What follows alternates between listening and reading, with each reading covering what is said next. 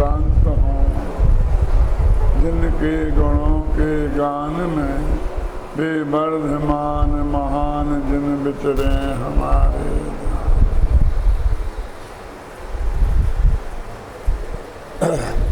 10 लक्षण महापर्व चल रहा है, उसमें अभी तक उत्तम, क्षमा, मार्दव और आर्दव की चर्चा हुई। ये 3 धर्म 3 कसायों के अभाव रूप हैं। क्रमशः क्रोध के अभाव रूप उत्तम क्षमा, मान के अभाव रूप उत्तम मार्दव और माया के अभाव रूप उत्तम आर्जव और उत्तम शौच धर्म लोभ कसाय के अभाव रूप है। वास्तव में लोभ कसाय के बारे में तो पूजन की पंक्ति में ही अपन पढ़ते हैं कि लोभ पाप का बाप बखाना, कि सब पाप इस लोभ के कारण ही जन्मते हैं।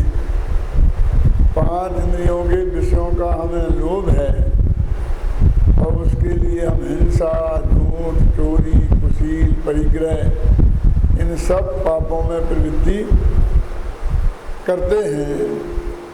तो ये लोभ क्या है, सबसे पहले हमें इसके स्वरूप को समझना होगा, तब लोभ कसाय के अभाव रूप शौच धर्म की चर्चा हो पाएगी। वैसे सुचेर भावा शौच, पवित्रता का नाम शौच है। और एक कसाएं आत्मा को अपवित्र करती हैं, इसलिए ये अधर्म है। और इन कसाओं के अभाव से आत्मा की पवित्रता प्रकट होती है, इसलिए वे धर्म हैं।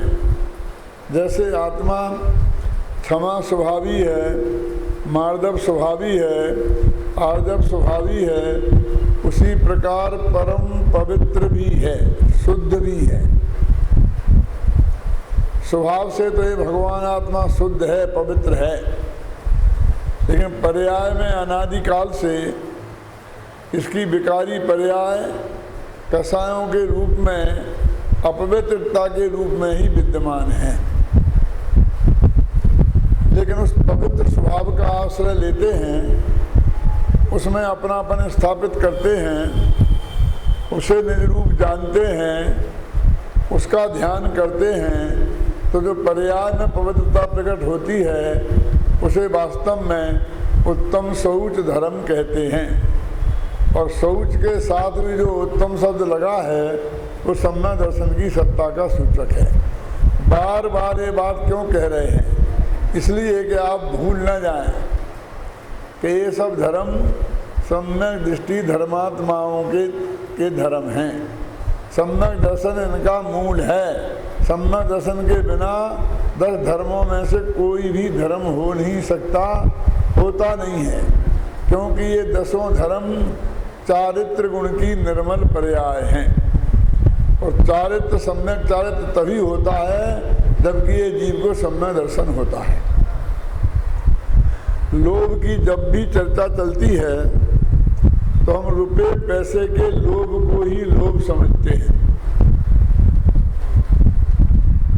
जबकि लोभ कसाई की प्रमुखता कौन सी गति में होती है, अपन 3 दिन से बराबर बता रहे हैं, देव गति में। और देव गति में आपका रुपया चलता नहीं है, पैसा चलता नहीं है।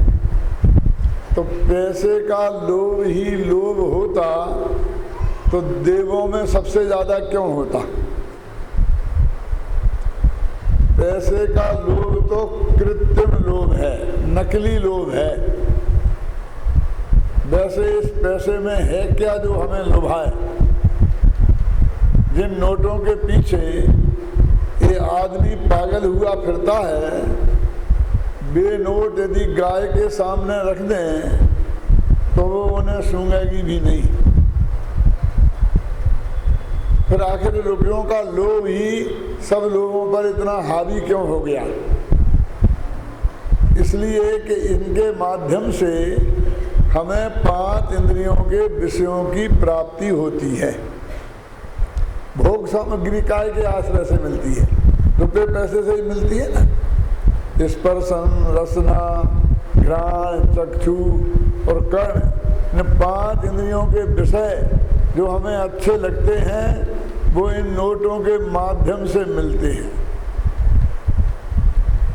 हमारे कसायों की पूर्ति नोटों के माध्यम से होती है। मान कसाई की पूर्ति है, हमने दान लिखाया, सबसे ज़्यादा लिखा जाए तो हमारा नाम होता है ना। तो हमारी कसायों की पूर्ति इन नोटों के माध्यम से होती है, इसलिए इनका लोभ है। 1000 रुपये का नोट, 500 रुपये का नोट यदि आज गवर्नमेंट बंद कर दे तो कल से उनकी क्या कीमत है बोलिए? ये कागज के टुकड़े होके रह जाएंगे ना। उनसे यदि हमें 5 इंद्रिय के भोगों की प्राप्ति नहीं हो तो उन नोटों को कोई नहीं पूछेगा। इसलिए शास्त्रों में, राजवार्तिक में, अकलंक देव ने और जगह जगह जो 4 प्रकार के लोग बताए हैं उसमें 5 इंद्रियों के विषय, शरीर का आरोग्य, यश की प्राप्ति, इन यश का लोभ, स्वास्थ्य का लोभ, 5 इंद्रिय के विषयों का लोभ, कसायों की पूर्ति का लोभ, इनको गिनाया है। उसमें रुपए पैसे के लोभ का नाम ही नहीं लिया है ना। अपन शास्त्रों में पढ़ते हैं ना कि एक राजा साहब रास्ते में जा रहे थे तो किसी कन्या को देखकर उसके रूप पे लुभा गए। क्यों? और उससे कहने लगे कि मैं शादी करूंगा तो इससे करूंगा। लड़की के बाप ने कह दिया कि नहीं, मैं वो बेटा अपने हाथ से कमा नहीं सकता लड़का, उसके बिना मैं शादी नहीं करूंगा अपनी बेटी से। कल तुम्हारा राज चला गया तो भूखों मर जाओगे ना। वो क्या करता था, बांस की वो से छील करके टोकनी बनाता था कि तुम पहले मेरे यहाँ रहो, ये टोकनी बनाना सीखो, और जिस दिन तुम इसमें पारंगत हो जाओगे तब मैं अपनी लड़की की शादी करने की सोचूंगा। तो राजा साहब को काम में लग गए। बोलो, रूप के लोभी पैसे को पानी की तरफ लुटाते कहीं भी जगह देखे जा सकते हैं कि नहीं? राजा सैनिक चेलना के रूप पर ही तो लुभाए थे, पवनजय अंजना के रूप पर ही तो लुभाए थे। ख्याल में है ना? माने वास्तव में रूप का लोभ, यश का लोभ, यश के लोभी पैसे को पानी की तरह लुटाते हुए आप कहीं भी देखे जा सकते हैं। आप तीर्थों पर जाकर देख लीजिए, क्यों कितने कितने लोगों के नाम लिखे हैं। मेरे कहने का मतलब ये है कि यश का लोभ, नाम का लोभ, रूप का लोभ, स्वास्थ्य का लोभ, ये और भी अनेक प्रकार के लोभ हैं, और वहाँ पर पैसे का लोभ कहीं गिनाया ही नहीं है, क्योंकि ये चारों कसाएं, चारों गतियों, जो लोभ नामक की कसाय माने चारों ही कसाएं चारों गतियों में होती हैं। प्रधानता भले ही देव गति में हो, तो नरक गति में कौन से नोट चलते हैं? डॉलर चलता है कि पाउंड? क्यों नहीं चलते ना? त्रिंच गति में कौन से नोट चलते हैं? तो पैसे का लोभ तो कृत्रिम लोभ है। और आप जानते हैं कि आज से थोड़े पीछे जाएं, 2-4-5 वर्ष पीछे, तो ये रुपए का सिक्के मुद्रा तो बहुत बाद में चली है। पहले तो वस्तुओं का विनिमय वस्तुओं से ही होता था। हमारे जमाने तक भी हमने देखा है, गांव में रहते थे ना, तो किसान लोग अनाज लाते थे, और अनाज व्यापारी बनिया लेता था और उसके बदले में नॉन हल्दी वगैरह जो कुछ भी उन्हें चाहिए पड़ती थी वो देती थी। माने वस्तुओं से के बदले में वस्तु दी जाती थी। भाजी बिकने आती थी तो उसके बदले में अनाज देते थे और भाजी लेते थे, सब्जी लेते थे, है ना। तो तब लोभ नहीं था क्या? मेरे कहने का अर्थ ये है कि पैसे का लोभ तो वास्तव में कृत्रिम लोभ है, वो वास्तविक लोभ है ही नहीं। और आज तो वो रुपया ही, लोभ के नाम पर रुपया ही सब कुछ बना हुआ है। इसलिए ये कहते हैं कि ये शौच धर्म है। तो ये शौच धर्म में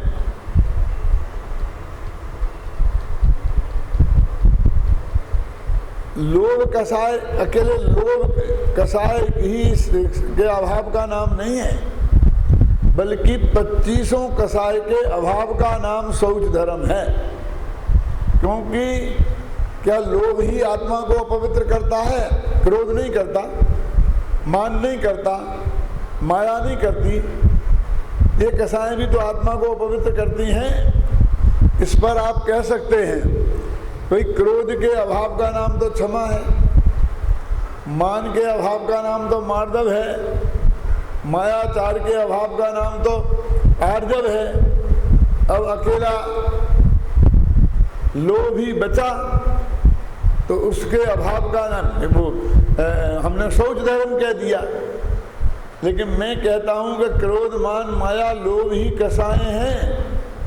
हास, रति, अरति, शोक, भय, जुगुप्सा, स्त्री वेद, पुरुष वेद और नपुंसक वेद ये कसाएं नहीं है, ये भी तो कसाएं हैं।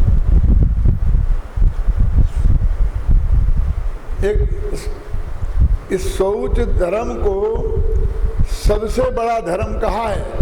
पूजन में बोलते ना, शौच सदा निर्दोष धर्म बड़ो संसार में, लिखा क्या नहीं कि शौच सदा निर्दोषता का नाम है। तो ये सब धर्मों में बड़ा धर्म है, क्योंकि उत्तम क्षमा तो एक क्रोध के अभाव का नाम है, उत्तम मार्दव एक मान के अभाव का नाम है, उत्तम आर्जव एक मायाचार के अभाव का नाम है, और लोभ 25 कसायों के और मिथ्यात्व के अभाव का नाम है शौच धर्म। इसलिए लिखा ना, शौच सदा निर्दोष और धर्म बड़ो संसार में। संसार में ये सबसे बड़ा धर्म है। उन्हें सोच समझ के ये बात लिखी है। पूजन की पंक्ति में पढ़ते हैं ना, प्राणी सदा शुचि, बोलते ना, ये प्राणी जो है वो ज्ञान ध्यान प्रभाव ते ही सदा पवित्र है।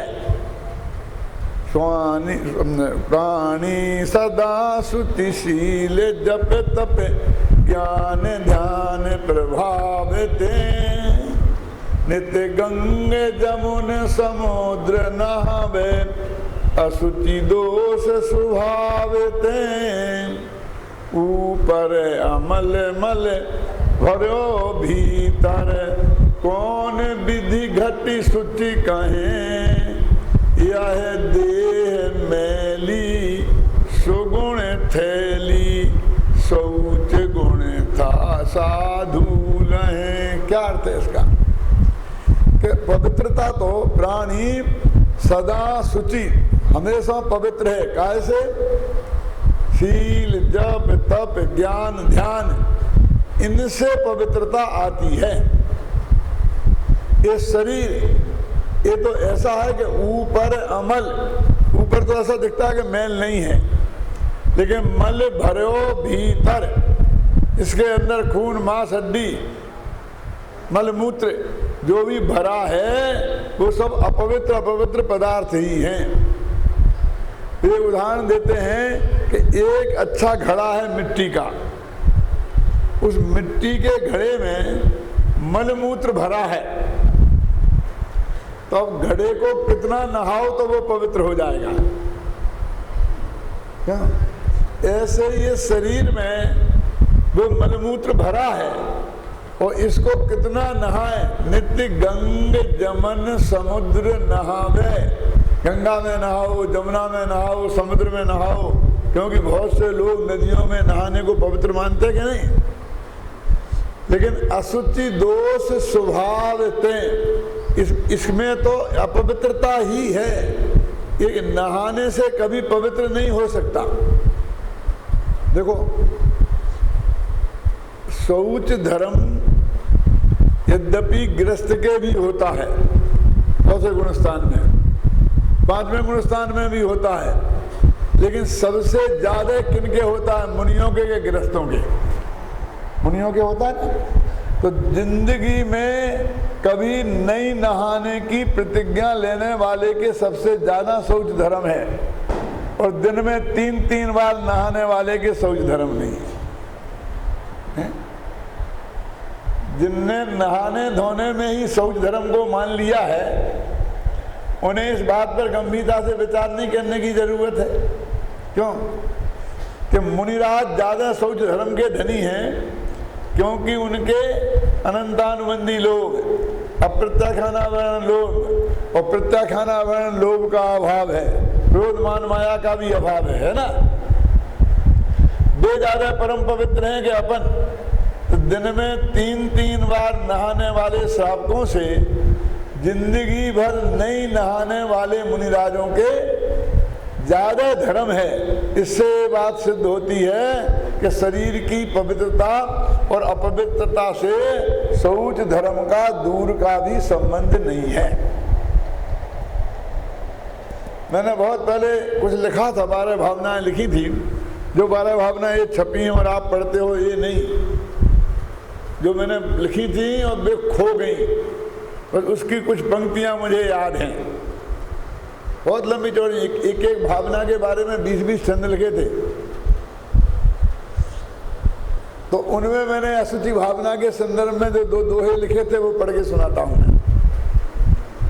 यदि हड्डी अपवित्र है तो वह तेरी नाही, और खून भी अशुचि है तो वह पुद्गल पर छाई। तेरी शुचिता ज्ञान है और अशुचिता राग, राग आगे को त्याग कर निज को निज में पाग। ये कहते यदि हड्डी अपवित्र है तो रहने दे, तेरे को क्या फर्क पड़ता है? तू तो आत्मा है ना, तू शरीर तो नहीं है, तू हड्डी तो नहीं है ना। यदि हड्डी अपवित्र है तो वह तेरी नाही, और खून भी अशुचि है। यदि खून भी अपवित्र है तो वह भी पुद्गल का बना हुआ है, वह पुद्गल पर छाई। तेरी शुचिता ज्ञान है, तेरी पवित्रता तो तेरा ज्ञान स्वभाव है, और अशुचिता राग, और अपवित्रता राग है। राग आग को त्याग कर निज को निज में पाग। तो इस राग की आग को छोड़कर अपने में लीन हो जा, तेरा काम हो जाएगा। शरीर की अपवित्रता से तेरा क्या लेना देना है? देखो, ये हड्डी और खून जिसे तू अपवित्र कहता है, उसके रहते हुए केवल ज्ञान हो जाता है। अनंत भगवान के शरीर है कि नहीं, उसमें हड्डी है कि नहीं, उसमें खून है कि नहीं, है ना। और फिर उन्हें केवल ज्ञान हो गया, अनंत सुख हो गया। और राग की कणिका भी रहे तो गारंटी से केवल ज्ञान नहीं होता। तो अपवित्र राग है कि शरीर?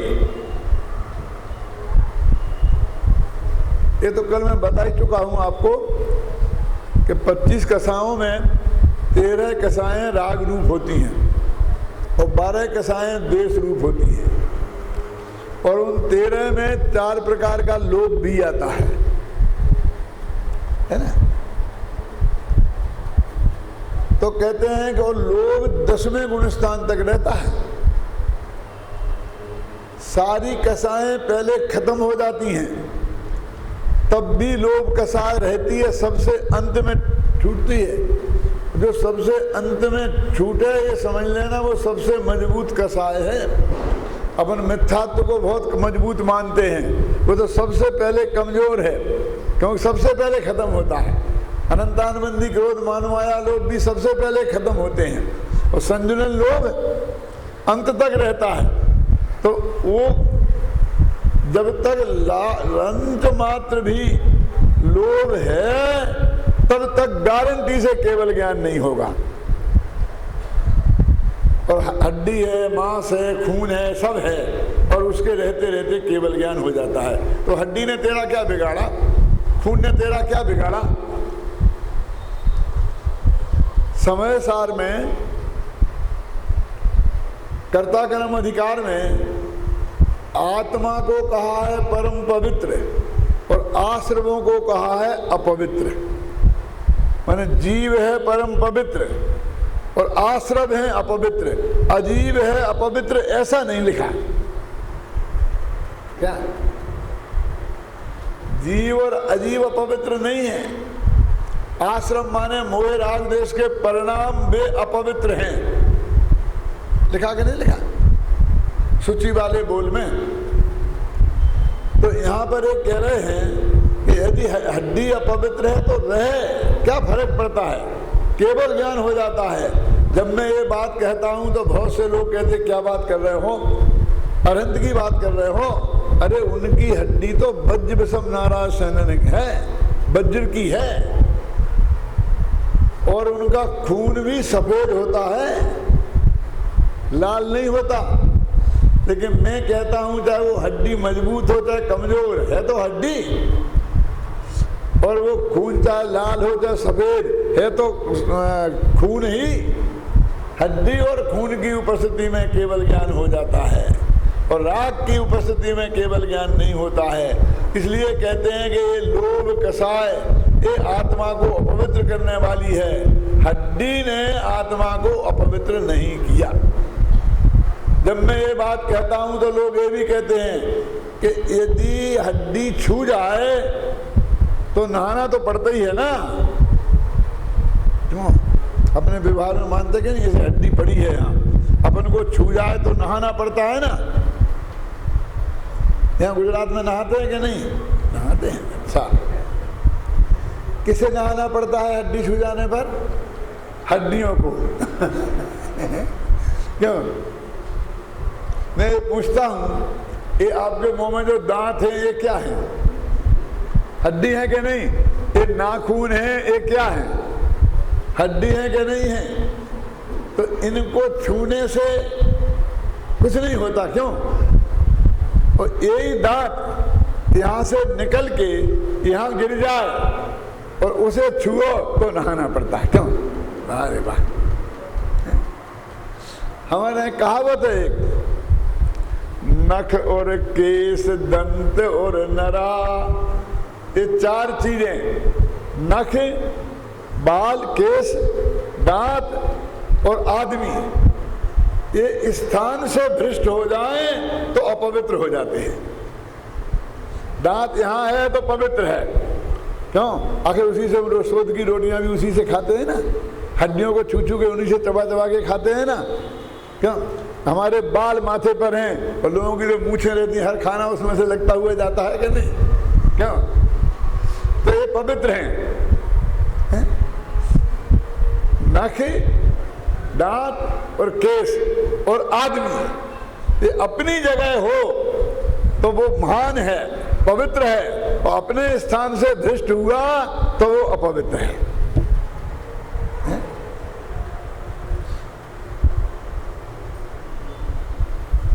इसलिए यहां एक कह रहे कि देखो भाई कि हमने जिन चीजों से अभी अपवित्रता मानी है और ऐसा परम पवित्र जो शौच धर्म है उसे सिर्फ नहाने धोने तक सीमित कर दिया है। क्यों? ये कहते हैं कि देह की पवित्रता और अपवित्रता से आत्मा के शौच धर्म का कोई संबंध नहीं है, है? उत्तम शौच लोभ परिहारी। उन्हें लोभ के त्याग का नाम उत्तम शौच धर्म है। ख्याल में है ना, लोभ के त्याग का नाम शौच धर्म है। तो अंदर में लोग माने ये राग, मैंने बताया था राग में कितनी है 13 कसाएं, तो उसमें 4 प्रकार का लोभ है ना। तो राग जो है वो वास्तव में आत्मा को अपवित्र करने वाला है, क्योंकि अपना धर्म बीतरागी धर्म है।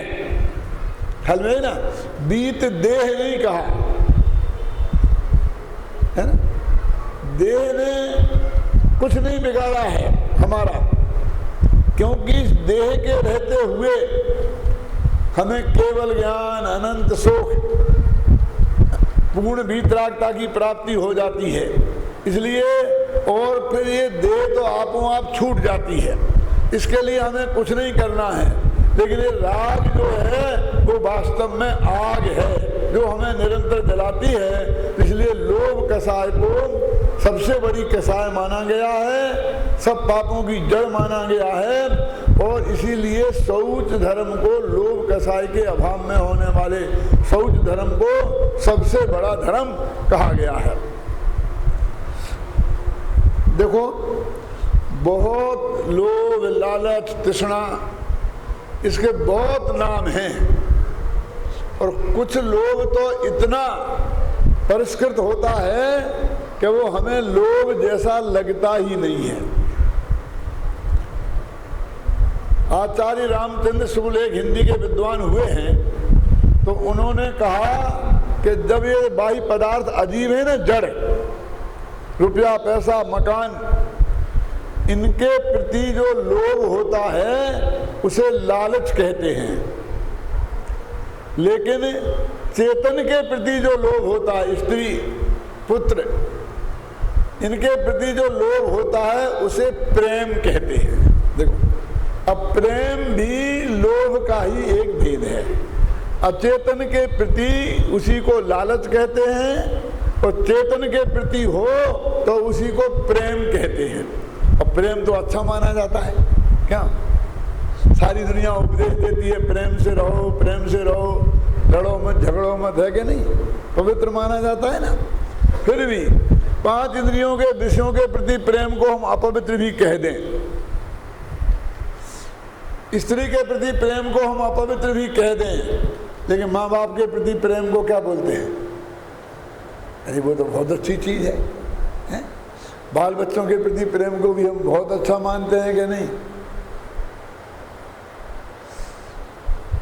है वो राग का ही भेद, और वो लोभ का ही एक भेद है। ख्याल में है ना, उसका नाम पड़ गया प्रेम। अब जरा और आगे बढ़े, वो प्रेम यदि देवशास्त्र गुरु के प्रति हो, क्यों नहीं, तो उसे हम धर्म कह देते हैं। कह देते कि नहीं कह देते? बोलिए। अब वो जो लोभ सबसे बड़ा पाप था, वो पहले पुण्य बना और फिर धर्म बन बैठा। फिर उसके हमने बढ़िया बढ़िया नाम रख लिए, वात्सल्य, क्या वात्सल्य भाव नाम रख लिए कि नहीं? इसलिए कहते हैं भाई, देखो मोक्ष मार्ग प्रकाशक में लिखा है, आचार्य परमेष्ठी की परिभाषा में, अभी ये आपको पढ़ा रहे हैं ना, मोक्ष मार्ग प्रकाशक बताएंगे कि वे आचार्य धर्म के लोभी जीवों को धर्म का स्वरूप समझाते हैं। तो उन्होंने धर्म के लोभियों को भी लोभी बताया। बोलो, उन्हें भी लोभी कहा। हम मानते हैं उसे लोग? हम तो उसे बहुत जिज्ञासु, ऐसा तो बढ़िया नाम देते हैं, क्यों? अमृतचंद्राचार्य ने समय सार में 15वीं गाथा की टीका में गे के लोभी, ये जानने का लोभ है हमें, इसको भी लोभ बताया। देखो लोभ कितने प्रकार का होता है, आपने सोचा के लिए?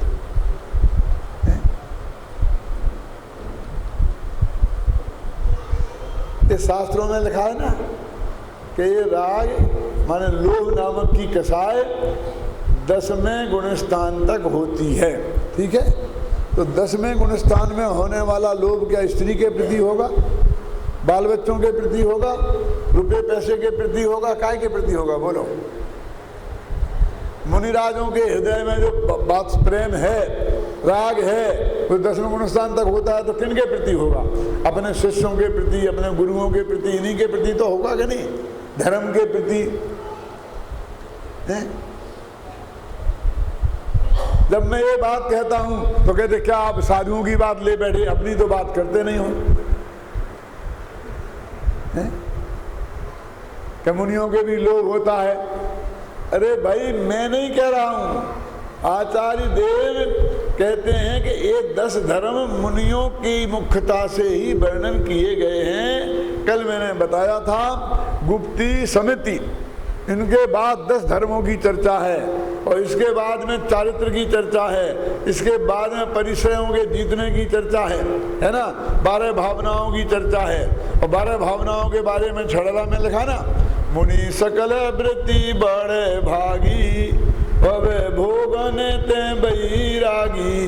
तो ये सब मुनि धर्म की अपेक्षा ही वर्णन है। तो मेरे कहने का मतलब ये है कि ये लोभ अथवा राग, लोभ कसाय, इसके अभाव का नाम शौच धर्म है, वो कहाँ तक है?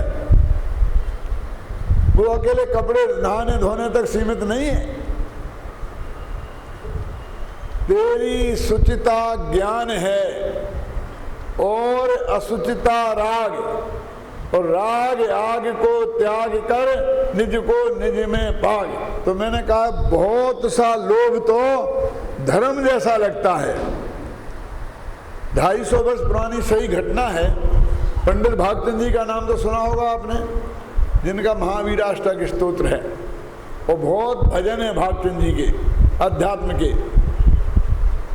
जो पहले श्वेतांबर जैन थे, छाजेड़ थे, बाद में उन्होंने दिगंबर धर्म स्वीकार किया था। जैसा बनारसी दास भी श्वेतांबर थे, फिर उन्होंने दिगंबर धर्म स्वीकार किया था। कांजी स्वामी ने भी ऐसा ही किया था।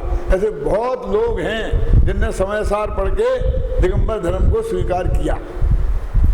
तो उनके जमाने की बात है कि उनके मित्र एक सेठ थे।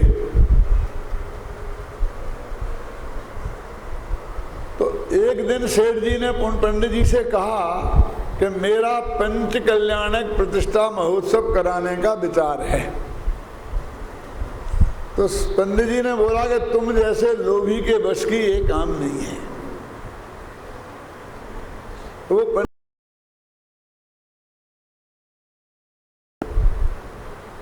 क्योंकि जितना पंडित जी समझते थे उतना वे ध्यान नहीं देते होंगे, तो इस अपेक्षा से वे उन्हें लोभी लोभी कहते थे।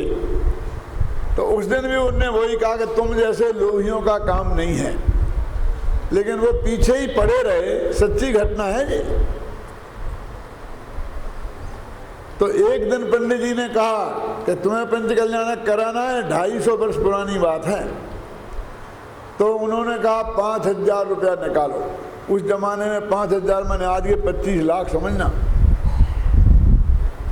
तो पंडित जी ने कहा, तो सेठ जी ने, उस वक्त नोट तो चलते नहीं थे, नगद होते थे, तो 5 थैली जो 10-10 किलो की थी, रुपयों से भरी हुई, लाके उनके सामने रख दी। उन्होंने कहा 5 मजदूरों को बुलाओ। 5 मजदूरों को बुलाया गया, उनसे कहा अपने माथे पर रखो और चलो मेरे साथ। वहां से 4 मील दूर एक बेतवा नाम की नदी है। ये बामोर नाम के गांव की कहानी है।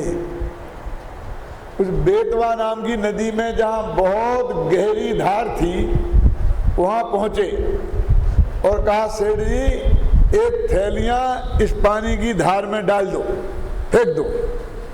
उसमें डाल देने के बाद फिर निकल नहीं सकती थी।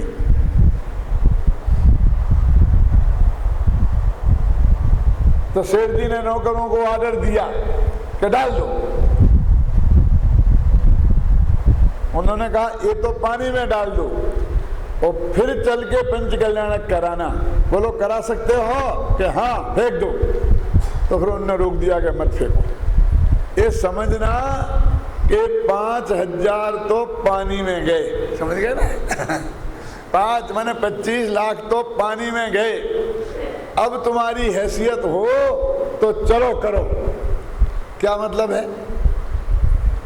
क्यों कि तुमने जो अंदाजा किया है उससे इतने ज्यादा खर्च हो सकते हैं, और बाद में तो तुम करा दो और पैसा ज्यादा खर्च हो तो तुम्हारे परिणाम दुखे। क्यों? तो तुम पुण्य की जगह पाप बांधोगे। ये सोच के करो। आज तो हम उल्टे हो गए हैं। तो कोई कहता है कि हमारे लिए पंचकल्याण कराना है, कितना खर्चा होगा पंडित जी? तो हम समझते हैं 25 लाख होंगे, तो हम कहते हैं 10 लाख। तो लोग कहें पंडित जी क्या कह रहे हो, 10 लाख में कैसे होगा? अरे हाँ तो करने दो, एक दफे जब घोषणा हो जाएगी बन जाएगी तो 25 करेगा सेठ। क्या फंसाओ तो पहले क्यों है? फिर उससे नुकसान क्या होता है कि जब ज्यादा खर्चा होते हैं तो सबके परिणाम बिगड़ते हैं। पंडित और सेठ में झगड़ा होता है, फिर क्या होगा? पुण्य तो कमा नहीं सकते। लेकिन उस वक्त के पंडित ऐसे नहीं थे, उन्होंने उल्टे ज्यादा बताए। ख्याल में आई ना? फिर उन्होंने वो पंचकल्याण किया, बहुत बढ़िया किया। करने के बाद जब बढ़िया हो गया तो पंडित जी से सेठ जी बोले, पंडित जी अब एक बार मेरे से लोभी और कहना। क्या क्या समझे ना? तुम मेरे को लोभी लोभी कहते थे ना, अब एक बार लोभी और कहो। तो पंडित जी ने कहा कि लोभी लोभी और महालोभी, कि ऐसा कहने से काम नहीं चलेगा, सिद्ध करना पड़ेगा। कि हाँ सिद्ध करता हूं कि एक पैसा तुमने खूब भोगा और अब मरने का नंबर आया तो डर लगा कि ये साथ में जाने वाला तो है नहीं, ये यहीं रह जाएगा। तो कोई ना कोई ऐसी तरकीब लगाना चाहिए कि जिससे ये मेरे साथ जाए, चला जाए। क्या? तो इसके लिए तुमने ये पंचकल्याण किया, समझे? पुण्य बांधने के लिए, समझ गए? पुण्य बांधने के लिए किया ना। तो अभी तो तुम इस भव के लोभी थे, अब अगले भव के भी लोभी हो, इसलिए महालोभी हो। मैंने ऐसा कई पंडितों को प्रवचन करते सुना है। अमेरिका की बात कहता हूं, एक श्वेतांबर साधु थे, वो कह रहे थे कि देखो हमारे यहाँ ऐसा बैंक है कि तुम पैसा इस भव में जमा कराओ और अगले भव में मिल जाए। ऐसे बैंक तो बहुत हैं, क्यों कि तुम्हें जब चाहो तब मिल जाए। ऐसे बीमा बहुत होते हैं कि तुम्हें अभी कराते जाओ बुढ़ापे में मिल जाएगा। बहुत स्कीमें बैंक निकालते हैं, क्यों? लेकिन हमारे पास ऐसा बैंक है कि यहाँ जमा कराओ और अगले भव में मिलो, माने हमारी संस्था को दान दो तो तुम्हें अगले भव में मिल जाएगा। क्यों? और नहीं मिला तो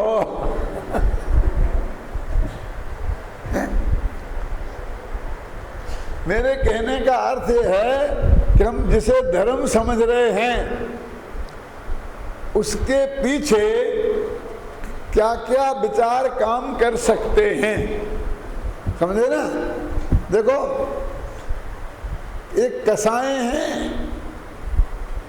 ये आत्मा को तो काटती ही हैं, आपस में एक दूसरे को भी काटती हैं। लोभ कसाय क्रोध को काट देती है और क्रोध कसाय लोभ को काट देती है, मान कसाय लोभ को काट देती है। देखो एक ग्राहक आता है और वो हमारे दुकान से साल में 15-25 लाख का माल खरीदता है, 2-5 लाख रुपए की कमाई होती है उस ग्राहक से। तो वो ग्राहक किसी बात पर नाराज हो जाए और 10 गालियां भी बक दे हमें, तो हम नहीं साहब नाराज क्यों हो गए, क्या बात है, कहीं बात है, बैठो शांति से बात करो, चाय पियो। क्यों? अपमान कर दे तो भी उस लोभ के वशीभूत होकर हम अपमान को पी जाते कि नहीं? लोभ के वशीभूत होकर अपमान को पी जाते हैं, और ऐसे ही कभी कभी मान जोर मारता है तो वो लोभ को काट देता है। कैसे? एक आदमी की ऐसी आदत थी तो पैसे बहुत, लेकिन वो चंदा बहुत कम लिखाते थे, समझे ना, अपनी हैसियत के हिसाब से नहीं लिखाते थे। तो वहीं पर एक पान वाला भी रहता था, पान की दुकान थी जिसकी, तो जब वो चंदा लिखाने की बात आती तो उससे कहते भैया लिखाओ, तो वो कह देता था जितना सेठ जी लिखाएं उससे दूने मेरे। वो जानता था सेठ जी 11 रुपया लिखाएंगे, बहुत से वो एक लिखा देंगे, मैं 201 दे दूंगा, फेंक दूंगा क्या। तो वो भरी सभा में हमेशा सेठ जी का अपमान करता था, क्या, इस भाषा में बोल के कि जो सेठ जी लिखाएं उससे दूने मेरे लिख लेना। और सेठ जी को लोभ ज्यादा, तो चुपचाप खून का घूंट पी के रह जाते, अपमान सहते। एक दिन मान कसाई ने जोर मारा, तो जब उसने कहा कि जितना सेठ जी लिखा है उतने मेरे, तो सेठ जी ने कहा लिखो 51 लाख, और बोला कि तू 1 करोड़ लिखा। बोले मेरी तो बाल में, सिर में बाल भी 1 करोड़ नहीं है भैया, मैं कहां से, क्यों है? तो है ना कि कभी लोभ मान को काट देता था और मान ने लोभ को काट दिया। एक कसाएं हमें भी काटती हैं और आपस में एक दूसरे को काटती हैं, और भाई साहब एक कसाय स्वयं को भी काटती है। ये लोभ कसाय है ऐसी खतरनाक कि यश के लोभी पैसे को पानी की तरह बहाते कहीं भी देखे जाते हैं। कहते हैं भैया क्या रखा है, ये सब मर जाएंगे, अमर होके कोई नहीं आया, यदि अपन कुछ दान दे जाएंगे, कर जाएंगे, कोई संस्था बना जाएंगे तो अपना नाम होगा, बोलते ना। तो नाम के लोभी पैसे को पानी की तरह बहाते देखे जा सकते हैं। तो उन्होंने क्या किया कि यश के लोभ ने पैसे के लोभ को काट दिया। दोनों लोभ ही हैं। अष्टम एडवर्ड ने जिस लड़की के साथ शादी की, सारी दुनिया ने विरोध किया, उनको नियम था कि उसके साथ शादी करने से उनका वो राज्य छिन गया, तो उन्होंने राज्य छोड़ दिया लेकिन शादी नहीं छोड़ी। तो रूप के लोभ ने पैसे के लोभ को काट दिया, है ना। कहते हैं ना यदि कुछ कर जाएंगे, नाम लिखा देंगे तो नाम अमर रहेगा। ये नाम अमर के मानने वालों को क्यों नहीं 100-200 वर्ष बाद कौन जानेगा। लिखा होगा हुकुमचंद कि रजनीकांत, तो ये कौन रजनीकांत है कोई जानेगा? हजारों रजनीकांत हो सकते हैं कि नहीं हो सकते हैं, बोलो। है? भरत चक्रवर्ती 6 खंड जीतकर जब ब्रजयास में गए तो वहाँ एक गुफा में एक शिला है, जिस शिला पर चक्रवर्तियों के नाम लिखे रहते हैं। जो भी चक्रवर्ती दिग्विजय करके वहाँ आता है तो वहाँ अपना नाम लिख देता है कि मैंने 6 खंड जीत के आया हूँ और मेरा नाम फला भरत चक्रवर्ती है। तो उस शिला पर नाम लिखने जब भरत चक्रवर्ती पहुंचे तो उस शिला चक्रवर्तियों के नामों से भरी पड़ी थी। 1 इंच भी जगह खाली नहीं थी कि जहां वे अपना नाम लिख देते। क्या?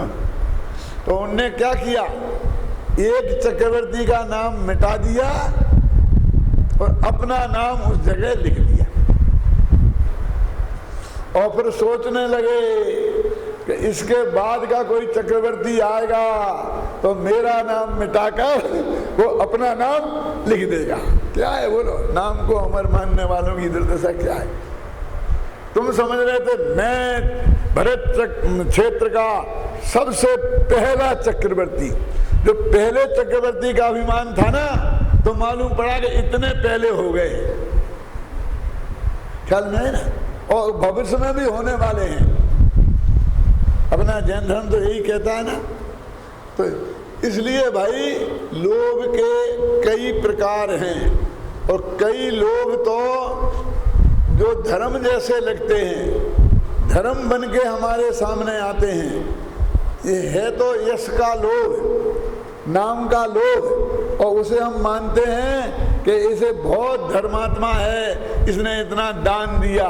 जिसे आप दान कहते हैं, दानवीर कहते हैं, वो यश का लोभ ही है। इसलिए लोभ को हम अकेले पैसे, रुपए, पैसे और 5 इंद्रियों के भोगों तक नहीं जोड़ सकते हैं, ख्याल में आया ना। वो 10वें गुण स्थान तक पाया जाता है। तो 10वें गुण स्थान तक जो पाया जाए, ऐसी चीज कोई होनी चाहिए, वो वास्तव में लोभ कसाय है। लोभ कसाय का अभाव माने शौच धर्म नहीं। लोभ का मतलब लोभांत कसाय।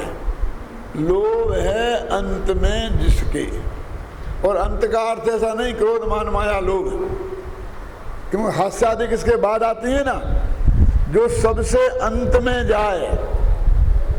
लोभ सबसे अंत में गया ना, तो अकेला लोभ नहीं गया, उसका मतलब है सारी कसाएं चली गई, क्योंकि वो सबसे बाद में जाता है। उसका अर्थ हुआ ना कि सारी कसाएं चली गई। तो सारी कसाएं आत्मा को अपवित्र करती हैं, और सारी कसायों के अभाव में ही शौच धर्म प्रकट होता है। इसलिए शौच धर्म अकेले लोभ के अभाव का नाम नहीं है। क्यों जी? यदि क्रोध के अभाव का नाम शौच के तो क्या दिक्कत है? क्यों क्रोध के जाने से कुछ तो आत्मा पवित्र हुआ ना। मान के जाने से भी तो आत्मा कुछ पवित्र हुआ, मायाचार के जाने से भी तो आत्मा कुछ पवित्र हुआ। क्यों? लेकिन लोभ ही क्यों कहा? तो वो इसलिए कहा कि चूंकि ये सबसे अंत क्रोध चला गया और आत्मा को हम शौच धर्म प्रकट होना मान लेते, तो लोभ के रहने से आत्मा पूरा परम पवित्र नहीं हुआ था। लेकिन लोभ चला जाएगा तो उसका मतलब कोई कसाय बाकी नहीं रही। तो इसलिए अकेले लोभ के अभाव का नाम शौच धर्म नहीं है, बल्कि 25 कसाय और उनके साथ मिथ्यात्व की तीनों प्रकृतियां, माने 28 प्रकार का मोहिनी कर्म, उनका संपूर्ण अभाव, पूर्ण वीतरागता, उसका नाम शौच धर्म है। अब ये चौथे गुण स्थान से लेकर और 13वें गुण स्थान तक अपनी अपनी भूमिका के अनुसार प्रकट होता है। तो चौथे गुण स्थान में शौच धर्म प्रकट हुआ कि हाँ हुआ। कितना? कि अनंतानुबंधी क्रोध मान माया लोभ गए, है ना, इतना। फिर पंचम गुण स्थान में अप्रत्याख्याना वर्ण संबंधी भी चले गए। फिर 6वें 7वें गुण स्थान में प्रत्याख्याना वर्ण संबंधी भी चले गए, और उसके बाद 10वें गुण स्थान के अंत में सभी प्रकार के चले गए। तो इस तरह अपनी अपनी भूमिका के अनुसार चौथे गुण स्थान से लेकर और वहां तक ये शौच धर्म होता है। और मिथ्या दृष्टि के शौच धर्म हो ही नहीं सकता, क्योंकि वो उस पवित्रता को समझता ही नहीं है। देखो यहाँ पर राग को माने लोभ को, आत्मा को अपवित्र करने वाला अधर्म कहा कि नहीं कहा, और उसके विरोधी को धर्म कहा। लेकिन बहुत से लोग, अब ये राग 2 प्रकार का होता है। राग लोभ कसाय राग रूप है ना, तो राग 2 प्रकार का होता है। कौन कौन सा? शुभ और अशुभ। माने कसाय 2 प्रकार की होती है, एक शुभ कसाय और अशुभ कसाय। नहीं सुना होगा कभी? राग तो सुना है। जब ये कसाएं ही, 13 कसाएं ही राग हैं। और राग जब शुभ होता है तो इसका मतलब है कि 13 कसाएं शुभ के रूप में भी होती हैं और अशुभ के रूप में भी होती हैं, है ना। और शुभ भाव को हम धर्म माने हैं। तो इस तरह से हमने जो शौच धर्म की विरोधी लोभ कसाय है उसको हमने धर्म माना है। इसलिए कहते भाई ये 4 कसायों का अभाव रूप अथवा 25 कसायों के अभाव रूप जो स्थिति है वो वास्तव में शौच धर्म की विरोधी है। और इन सबके जाने से ही आत्मा में शौच धर्म प्रकट होता है।